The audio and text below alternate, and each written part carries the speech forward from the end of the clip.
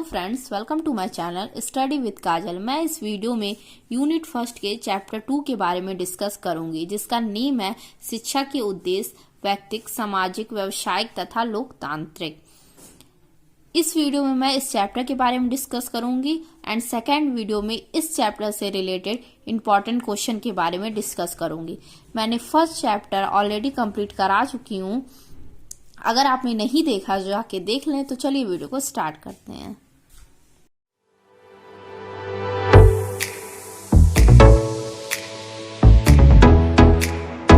First heading है हमारा शिक्षा उद्देश्य की आवश्यकता और महत्व। इसमें हम उद्देश्य की आवश्यकता और महत्व के बारे में जानेंगे। शिक्षा के उद्देश्य जीवन के उद्देश्य के साथ सामंजस्य रखते हैं। जब शिक्षा के उद्देश्य का विवेचन किया जाता है तब जीवन के उद्देश्य उनमें परिलक्षित होते हैं। शैक्षिक उद्देश्य की पूर्ति में प्राय लंबा समय लगता है। यानी जो हमारा जीवन का उद्देश्य होता है, हमारे जीवन का जो उद्देश्य होता है कि लाइफ में जो हम अचीव करना चाहते हैं, उसमें शिक्षा का बहुत महत्वपूर्ण योगदान होता है। शैक्षिक उद्देश्यों की पूर्ति में प्राय लंबा समय लगता है। यानी हमारी जो शिक्षा है उसको कंप्लीट करने में काफी लंबा समय लगता है। एंड हेडिंग है शिक्षा के विभिन्न उद्देश्य पर शिक्षा शास्त्रियों के मत। अनेक शिक्षा शास्त्रियों के अनेक मत हैं। फर्स्ट है पाश्चात्य शिक्षा शास्त्रियों के अनुसार एंड सेकंड है भारतीय शिक्षा शास्त्रियों के अनुसार। तो पहले हम ये देखें कि पाश्चात्य शिक्षा शास्त्रियों के अनुसार क्या मत दिए गए हैं। तो फर्स्ट है सुकरात के अनुसार शिक्षा का उद्देश्य व्यक्ति को सत्य समझकर उसी के अनुसार व्यवहार करना सिखाना है। एंड सेकंड है रूसो के अनुसार शिक्षा का उद्देश्य व्यवहारिक, सामाजिक तथा नैतिक विकास करना है।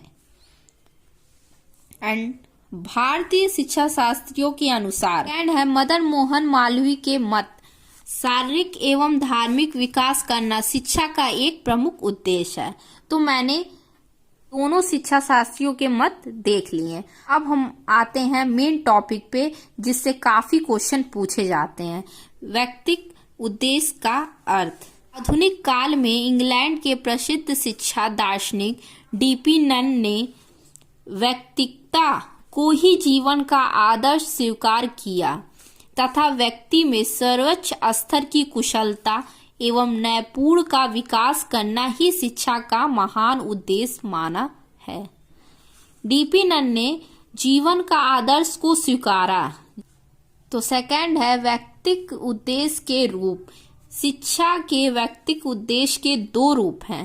पहला आत्माभिव्यक्ति, सेकंड है आत्मानुभूति, सेल्फ रियलाइजेशन। हम लोग आत्मविभक्ति के बारे में थोड़ा सा हम जान लेते हैं। आत्मविभक्ति का ही दूसरा नाम आत्म प्रकाशन भी है।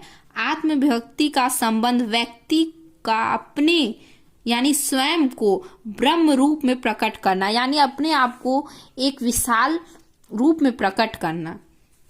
व्यक्ति में आत्मविभक्ति की प्रवृत्ति स्वाभाविक होती है, इसलिए क्योंकि व्यवहार प्रदर्शन स्वतंत्र रूप से होता है। व्यक्ति अपनी प्रकृति के अनुसार आत्म प्रकाशन करता है। जैसी जिसकी प्रकृति होती है, यानी जैसा जिसका नेचर होता है, वो उस प्रकार से अपने आप को एक्सप्रेस करता है। भले ही उसका व्यवहार दूसरों के लिए अहितकर क्यों ना हो, व्यक्ति अपने अपने विचार, अपने अपने नेचर को अपने तरीके से व्यक्त करता है। भले ही वो दूसरे को अच्छा लगे या बुरा लगे, वो उसका मैटर नहीं करता। इसमें अपने आप को एक्सप्रेस करना ही आत्मविभक्ति कहलाता है। एंड सेकंड है आत्मानुभूति, यानी सेल्फ रियलाइजेशन। सेल्फ रियलाइजेशन में आत्मानुभूति का उद्देश्य है व्यक्ति का अपने को समझना और अपनी शक्तियों को अपने आत्मधिक स्वयं को समझाने के लिए प्रयुक्त करना।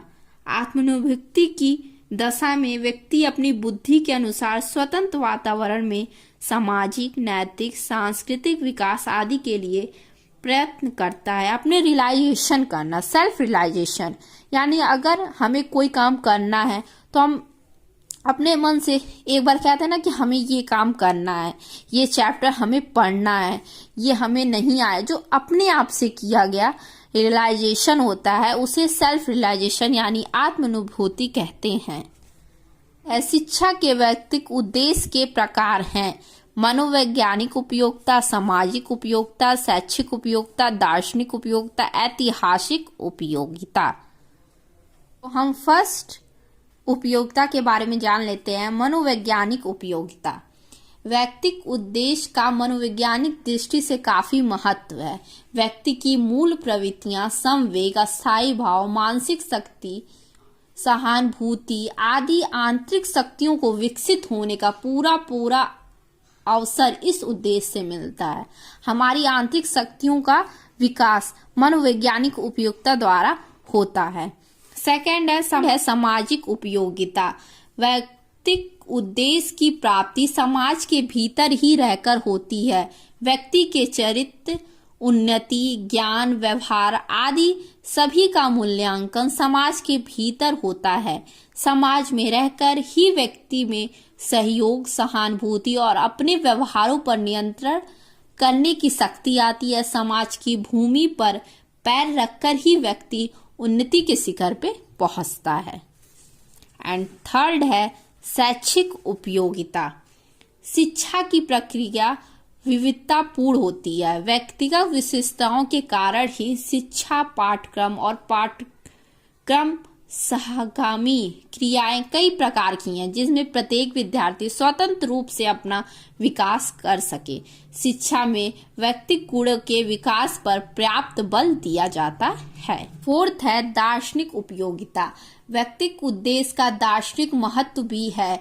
इस उद्देश्य के अंतर्गत व्यक्ति वनादर्शों, जीवन मूल्यों, सत्य, वास्तविकताओं की प्राप्ति के लिए हमेशा प्रयत्नशील रहता है। व्यक्ति अपने समाज की मान्यताओं एवं मूल्यों के अनुसार अपने को बढ़ाता है। एंड फिफ्थ है ऐतिहासिक उपयोगिता। शिक्षा का वैयक्तिक उद्देश्य प्राय सभी देशों और सभी कालों में प्रचलित है। आधुनिक काल की जनवादी शिक्षा में व्यक्ति विकास को बहुत अधिक महत्व प्राप्त है। आधुनिक युग में प्रत्येक शिक्षार्थी व्यक्तित्व उन्नति का पक्का समर्थक है। अब हम जानेंगे शिक्षा में सामाजिक उद्देश्य का अर्थ। सामाजिक उद्देश्य का दूसरा नाम शिक्षा, सामाजिक और नागरिकता का उद्देश्य भी है। इस उद्देश्य के अनुसार व्यक्ति से कहीं अधिक महत्वपूर्ण समाज या राज्य है। राष्ट्र के अनुसार सामाजिक पर्यावरण से अलग व्यक्तित्व का कोई मूल्य नहीं है और व्यक्तित्व अर्थहीन शब्द। इस उद्देश्य के अनुसार व्यक्ति से कई अधिक महत्वपूर्ण समाज है या राज्य है। राष्ट्र के अनुसार सामाजिक पर्यावरण से अलग व्यक्तित्व को कोई मूल्य नहीं है। यानी जो व्यक्तित्व के बारे में हम लोग पढ़े हैं, राष्ट्र के अनुसार उसका कोई मूल्य नहीं है और व्यक्तित्व अर्थहीन शब्द है। एंड सेकंड है व्यक्तित्व और सामाजिक उद्देश्यों में समन्वय, यानी अंतर क्या है व्यक्ति और सामाजिक उद्देश्य में। तो इसके बारे में जान लेते हैं। व्यक्तित्व और सामाजिक उद्देश्य के अलग अलग विवेचन से यह स्पष्ट होता है कि शिक्षा का किसी देश में सर्वमान्य उद्देश्य ना तो व्यक्तिगत हो सकता है ना सामाजिक हो सकता है, क्योंकि समान रूप से शिक्षा प्रणाली व्यक्तिगत उद्देश्य पर अधिक बल देती है तो कोई सामाजिक उद्देश्य पर बल देता है। परंतु सभी प्रकार की समाज व्यवस्थाओं में व्यक्तित्व के विकास पर और सामाजिक गुणों पर भी न्यूनाधिक ध्यान दिया जाता है। इस प्रकार हम कह सकते हैं कि व्यक्ति के बिना ना कोई समाज बनता है और ना तो समाज के बिना व्यक्ति रह सकता है। इसलिए अनेक विद्वानों ने व्यक्ति और समाज के निकट संबंध को व्यक्त करते हुए कहा है कि इस क्रम में दोनों ही महत्वपूर्ण हैं। दोनों में किसी एक की उपेक्षा नहीं की जा सकती, क्योंकि दोनों ही इम्पोर्टेंट है। ना व्यक्ति के बिना समाज है और ना व्यक्ति समाज के बिना रह सकता है, तो दोनों ही इम्पोर्टेंट है। इसमें किसी एक की उपेक्षा नहीं की जा सकती। जीविकोपार्जन का उद्देश्य या व्यावसायिक उद्देश्य क्या है, इसके बारे में हम जान लेते हैं। जीविकोपार्जन का अर्थ क्या है। स्वयं को जीवित रखना प्रकृति का सबसे पहला नियम है और मनुष्य की समस्त क्रियाएं भौतिक रूप से स्वयं को जीवित रखने के लिए होती हैं। शरीर की रक्षा के लिए मनुष्य को 3 चीजों की आवश्यकता पड़ती है। पहला भोजन, वस्त्र और घर। इन 3 चीजों की आवश्यकता पड़ती है। तो अब हम जान लेते हैं जीविकोपार्जन का उद्देश्य क्या है। इसका उद्देश्य यह है कि व्यक्ति की रोजी रोटी की समस्या को हल करना, अपनी जीवन के लिए मनुष्य विभिन्न प्रकार के कार्यों को करता है। इस उद्देश्य को शिक्षा का उपयोगितावादी उद्देश्य भी कहा जाता है, अर्थात इस उद्देश्य के अनुसार दी जाने वाली शिक्षा विद्यार्थी को व्यवसाय के लिए तैयार करती है। आजीविका के लिए व्यवसाय आवश्यक है। अगर हम कोई काम करेंगे तभी अपनी आजीविका को अच्छे से चला पाएंगे, और आजीविका के बिना जीवन असंभव है। इस दृष्टिकोण के अनुसार शिक्षा स्वयं अपने में साध्य नहीं है, बल्कि जीविकोपार्जन का साधन है। अब मैंने आपको जीविकोपार्जन के जो उद्देश्य बताए, अर्थ बताए, उस उद्देश्य के पक्ष में तर्क और उसके विपक्ष में तर्क, यानी कुछ लोगों ने इसका साथ दिया और कुछ लोगों ने इसका विरोध किया। तो बहुत सारे लोगों ने इसका पक्ष दिया और बहुत सारे लोगों ने इसका विपक्ष यानी विरोध किया।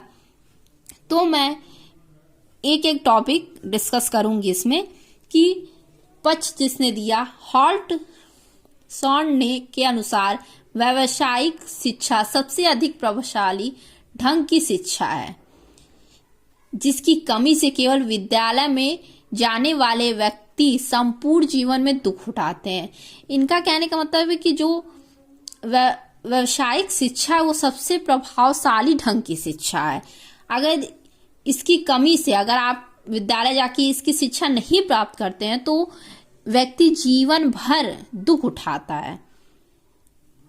एंड सेकंड है उद्देश्य के विपक्ष में तर्क, यानी इसके विपक्ष में जो तर्क, जो इनका विरोध किया, उन्होंने क्या कहा। इनका विरोध बीडी भाटिया के अनुसार, यानी इनका विरोध बीडी भाटिया ने करते हुए कहा है कि कोरा व्यावसायिक परीक्षण जीवन के प्रति व्यक्ति के दृष्टिकोण को आवश्यक रूप से संकुचित बना देता है। यानी इन्होंने कहा कि जो हम लोग शिक्षा ग्रहण करते हैं सिर्फ उसी पे आश्रित रहते हैं, अपने दृष्टिकोण को और ज्यादा बढ़ाने की सिवा हम लोग सिर्फ उसे संकुचित कर देते हैं, बहुत ज्यादा ही कम कर देते हैं। ये उनके विरोध में बीडी भाटिया ने कहा। इस प्रकार जीविकोपार्जन को ये एकमात्र शिक्षा का उद्देश्य नहीं बनाया जा सकता, क्योंकि संसार में अनेक महत्वपूर्ण कार्य करने पड़ते हैं जो सामाजिक, राष्ट्रीय, सांस्कृतिक, आत्मिक क्षेत्रों में संबंधित होते हैं। जीविकोपार्जन केवल साधन है, साध्य नहीं। बात करेंगे लास्ट टॉपिक के बारे में, लोकतांत्रिक भारत में शिक्षा के उद्देश्य, यानी लोकतंत्र की सफलता इस बात पर निर्भर करती है कि उसके नागरिकों की सीमा कहाँ तक है, जिसका दुष्परिणाम अपने देश में दिखाई पड़ता है। शिक्षा लोकतंत्र को भोजन और वस्त्र प्रदान करती है, वही उसका मुख्य अस्त्र है।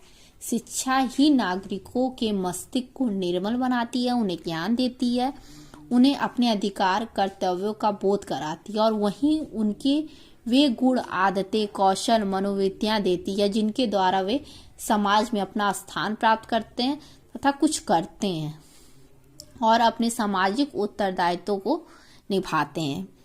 एंड सेकेंड, शिक्षा के क्या उद्देश्य हैं। लोकतांत्रिक शिक्षा के उद्देश्य हैं योग्य नागरिकों का निर्माण करना। लोकतांत्रिक नागरिक वे हैं जो अपने विकास के साथ ही साथ समाज के विकास करने में भी समर्थ हों। योग्य नागरिक वे होते हैं जो अपना तो विकास करते ही हैं, साथ ही साथ समाज का भी करते हैं। तो शैक्षिक नीति आयोग ने लोकतांत्रिक शिक्षा के 4 प्रमुख उद्देश्य की चर्चा की है। फर्स्ट है आत्म विकास का उद्देश्य, सेकंड है मानवीय उद्देश्य, थर्ड है आर्थिक परिपूर्णता का उद्देश्य एंड फोर्थ है नागरिक उत्तरदायित्व के उद्देश्य। तो इसके बारे में हम बात करते हैं। आत्म विकास का उद्देश्य क्या है। व्यक्ति के सर्वांगीण विकास करना, यानी व्यक्ति का विकास करना ही इस उद्देश्य का मुख्य दृष्टिकोण है। एंड सेकंड है मानवीय उद्देश्य। इस उद्देश्य मानवीय गुणों जैसे सहयोग, सहानुभूति, ईमानदारी आदि से संबंधित कराता है। एंड थर्ड है आर्थिक परिपूर्णता का उद्देश्य। इस उद्देश्य में व्यावसायिक क्षमता, व्यावसायिक रुचि, व्यावसायिक परिविता आदि का विकास कराया जाता है।